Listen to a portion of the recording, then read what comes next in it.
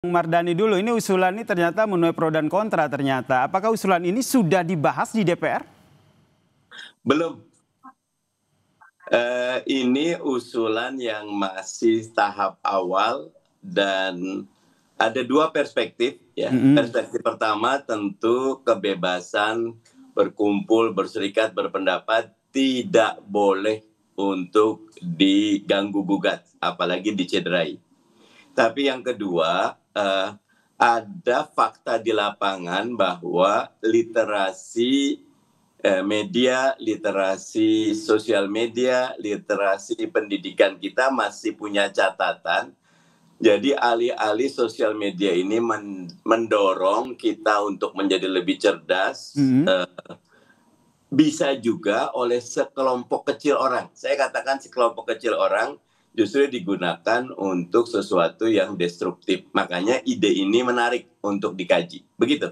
Menarik untuk dikaji, biar tidak menjadi bola liar begitu ya Mas Mardani, bisa didudukan dulu satu akun, satu media sosial. Karena kalau kita lihat, kalau seandainya tujuannya untuk mengurangi buzzer, begitu akun-akun yang menyebarkan berita hoax, biasanya kan akun-akun itu kan juga tidak bisa teridentifikasi siapa penggunanya. Setuju, itu salah satu yang harus kita kaji. Jadi malah saya melihat satu akun, satu media sosial tentu tidak bermakna dia cuma punya TikTok. Dia boleh punya TikTok, dia boleh punya IG, dia boleh punya YouTube, tapi semuanya bertanggung jawab. Semuanya melakukan literasi dengan baik. Walaupun sekarang sudah sangat baik teman-teman Komdigi sebelumnya bahwa tidak bisa kita buka handphone, bisa punya akun kecuali punya nick dan segala macamnya. Begitu. Baik, saya ke Mas Usman. Mas Usman melihatnya seperti apa? Apakah ini betul untuk merapikan kita dalam bermedia sosial atau Anda melihatnya lebih kepada ini melanggar hak warga di era digital? Ya, saya lebih melihatnya dalam konteks hari ini. Konteksnya itu adalah makin kuatnya penggerusan terhadap kebebasan sipil. Makin menyempitnya ruang publik yang aman untuk menyampaikan kritik dan pikiran-pikiran masyarakat. Terutama belakangan ini bukan hanya melalui media sosial, tapi melalui demonstrasi. Dan ada usaha-usaha untuk menyempitkan ruang publik itu, termasuk di dalam dunia maya, dengan berbagai cara, gitu. Dari mulai kriminalisasi, intimidasi, sampai yang terakhir pemblokiran atau pelarangan misalnya siaran langsung di TikTok misalnya gitu. Nah, banyak negara termasuk di Nepal kemarin berusaha untuk menghindari kritik-kritik masyarakatnya dengan cara men-shutdown atau memblokir platform-platform media sosial. Akibatnya fatal. Akibatnya adalah banyak orang bukan hanya kehilangan pekerjaannya dalam arti ruang usahanya ketika berdagang secara online begitu, tapi juga orang jadi ingin tahu dan malah turun ke jalan. Ini sama seperti ketika di Mesir tahun 2010 pemerintahan Mesir menutup atau memblokir media sosial dengan kekhawatiran yang sama dan akibatnya jauh lebih fatal lagi. Di Papua juga pernah terjadi dan pengadilan menyatakan pemerintah tidak boleh sewenang-wenang membatasi kebebasan orang untuk menggunakan internet. Nah, menggunakan akun media sosial, menggunakan beberapa akun, itu juga bagian dari cara masyarakat untuk tujuan-tujuan yang berbeda. Ada yang memiliki dua akun, yang satu untuk pribadi, satu lagi untuk organisasi. Ada yang punya 3 akun ditambah dengan akun untuk berdagang. Nah, masalahnya mungkin dalam konteks kebebasan berekspresi, atau dalam konteks kebebasan di internet, bukan ada berapa akun yang dimilikinya. Mas Usman? Baik, kita perbaiki lagi sambungan komunikasi kita. Saya ke Bang Mardani.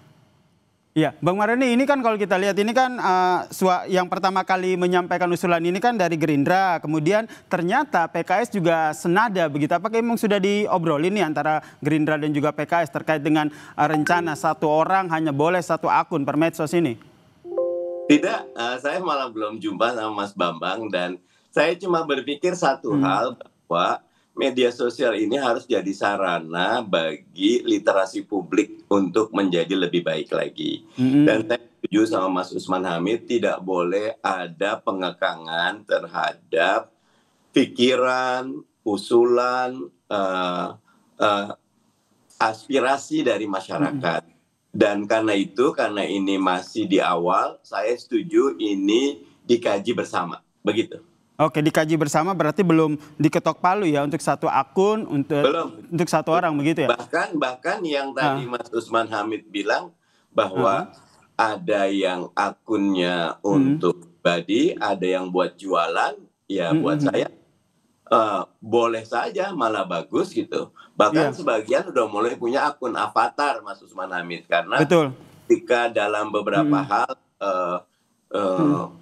tidak nyaman dengan pribadi, tapi dia mau bertanggung jawab, tapi perlu ada two-step verification, dia pakai akun avatar. Buat saya, selama akun itu sesuai dengan etika dan logika publik, serta memiliki literasi yang baik, termasuk kritik yang kuat.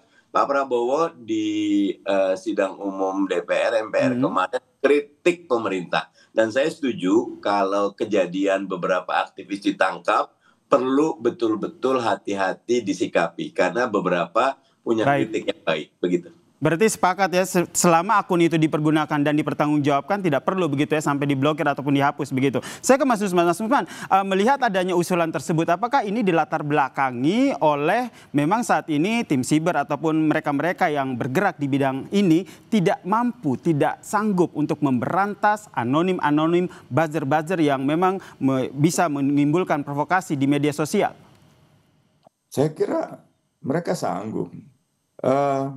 Satuan reskrim atau direskrim di kepolisian yang berhubungan dengan cyber misalnya atau cybercrime, kejahatan siber, memiliki kemampuan teknologi yang sangat canggih.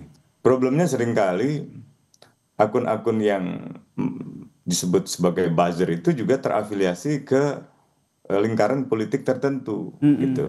Ini yang jadi masalah, apalagi menjelang pemilu.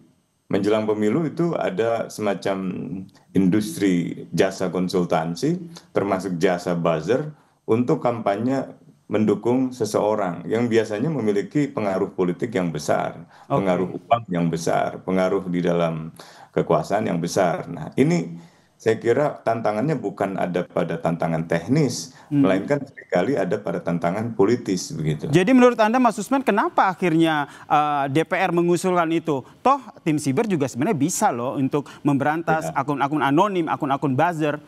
Ya, saya kira sulit untuk dipisahkan dari konteks besar tadi dengan menyempitnya ruang kebebasan di internet dan ditambah dengan pemicu yang terakhir dengan mundurnya Mbak Saraswati, Rahayu Saraswati, keponakan Presiden Prabowo, yang mungkin banyak orang melihatnya di dalam media sosial keterangannya dipindahkan konteksnya sehingga menimbulkan salah paham gitu. Jadi ia waktu itu memberikan pernyataan dengan tujuan membangun semacam semangat wirausaha, tapi dilemparkan ke beda konteks sehingga terkesan ia seperti menganjurkan orang untuk cari tanggung jawab sendiri, nggak usah bertanggung jawab pada pemerintah. Nah, itu konteks yang berbeda. Oke, saya ke Mas Mardhani. Mas Mardhani, jadi sebenarnya PKS sendiri atau Anda sendiri? Iya. Oke. Baik, saya ke Mas Mardhani Alisera.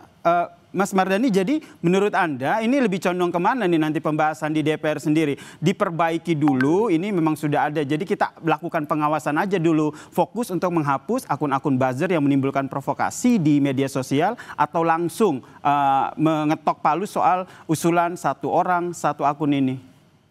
Saya menyatakan usulan satu orang, satu akun itu call tinggi. Dan usul saya 3 tahun ini, kita punya komitmen bersama membersihkan ruang publik, termasuk sosial media, dari orang-orang yang tidak bertanggung jawab. Termasuk yang tadi Mas Usman Hamid katakan, secara umum saya sih yakin 80-90% pengguna sosmed itu baik semua. Tetapi memang ada lubang yang itu oleh kekuatan tertentu digunakan untuk merusak. Sebetulnya paling baik adalah preventif. Teman-teman di BRSN, Badan Sandi Negara, teman-teman di cybernya kepolisian, dan teman-teman TNI ataupun intelijen bisa melakukan pemetaan dengan baik. Kemarin ada satu yang bagus, Singapura itu ada pembatasan apapun.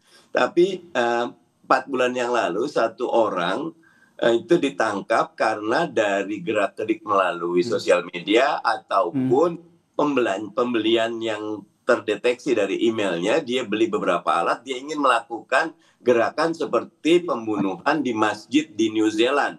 Nah itu saya 2 thumbs up buat intelijen yang baik seperti itu. Jadi ada masalah yang harusnya selesai dilakukan oleh Special Force, jangan dilakukan secara general. Jadi kalau ide satu akun, satu orang satu akun, pandangan saya itu lebih kepada ayo kita bertanggung jawab terhadap akun kita.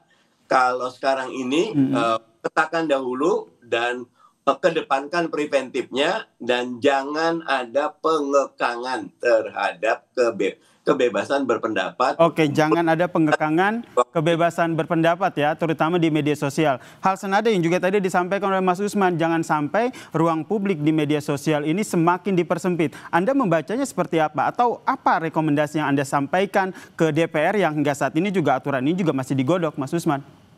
Ya, 4 hal yang harus dipertimbangkan. Pertama itu, karena ini arahnya adalah pembatasan untuk kepemilikan akun, maka pembatasan itu harus dituangkan di dalam undang-undang, harus prescribed by law.